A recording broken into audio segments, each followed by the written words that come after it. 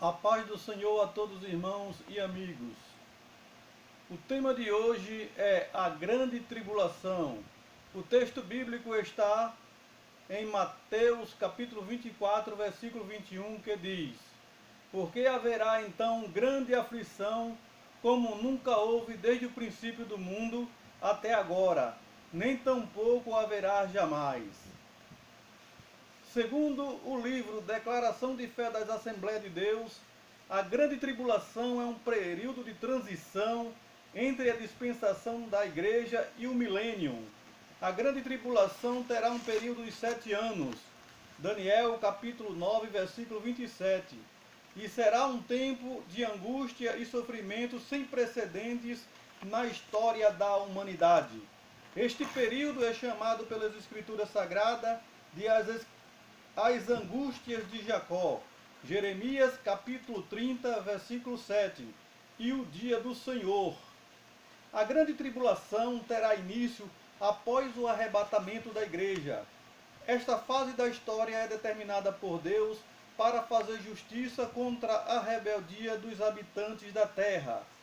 Os homens serão provados pelas imposições abomináveis do anticristo e seus agentes cooperadores. Eles dominarão o mundo inteiro por 7 anos, ou seja, o líder mais 12 membros, num total de 13, sendo eles a besta, o falso profeta e o dragão, Apocalipse capítulo 16, versículo 13, e mais 10 reis, Apocalipse 17, versículo 12. A sede do seu governo do anticristo será na cidade das 7 colinas, em Roma. Apocalipse, capítulo 14, versículo 8 e capítulo 17, versículo 9. Mas eles abrangerão seu domínio sobre a terra gloriosa que é Jerusalém. Apocalipse, capítulo 11, versículo 8. A grande tribulação será para a nação de Israel se preparar para o encontro com o seu verdadeiro Messias.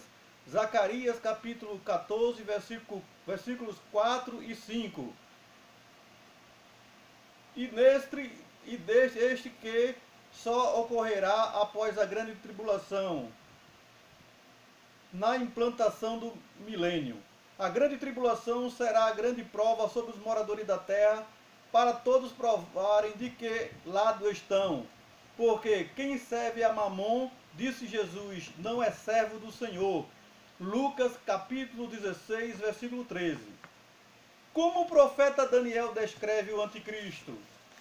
Ele descreveu o anticristo como um abominável da desolação.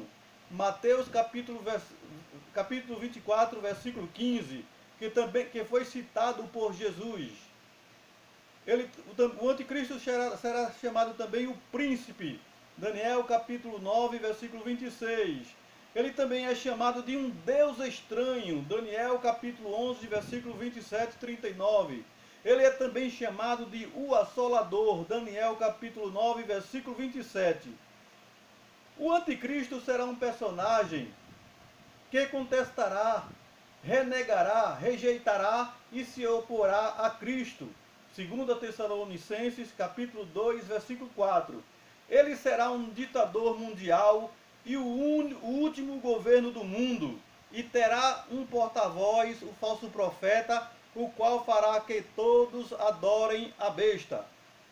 Como o anticristo é apresentado em Apocalipse? Ele é apresentado como o dragão, Apocalipse capítulo 16, versículo 13. A besta que subiu do abismo, Apocalipse 17, versículo 8.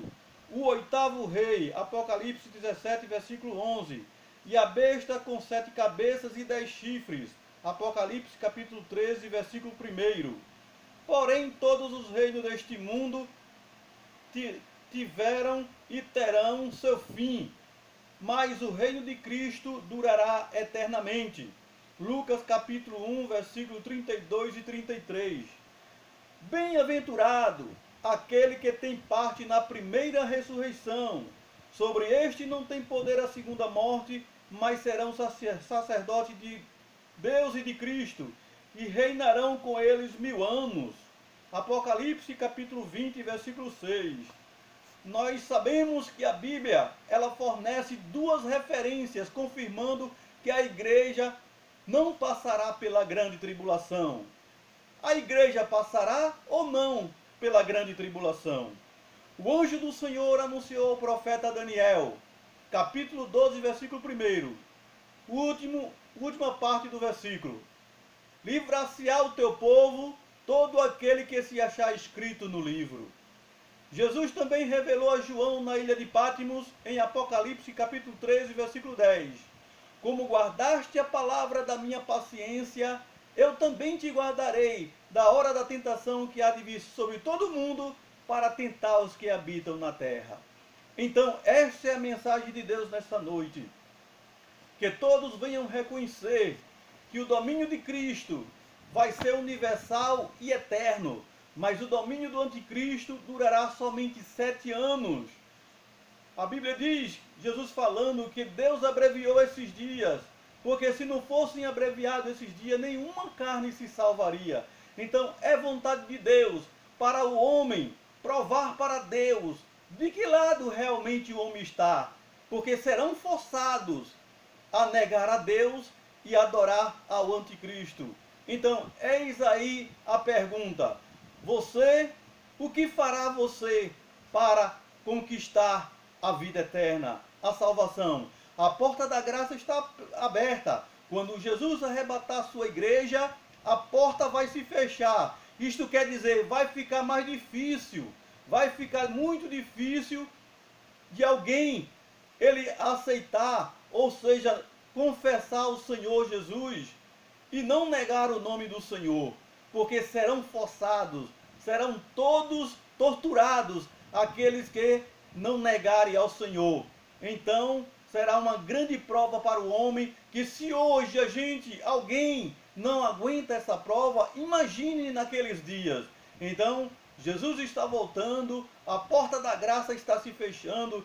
Prepara-te para encontrares com o Senhor teu Deus, porque grande é o Senhor nosso Deus. Ele quer salvar a todos, Ele quer dar vida eterna para todos, mas precisamos entrar pela porta estreita.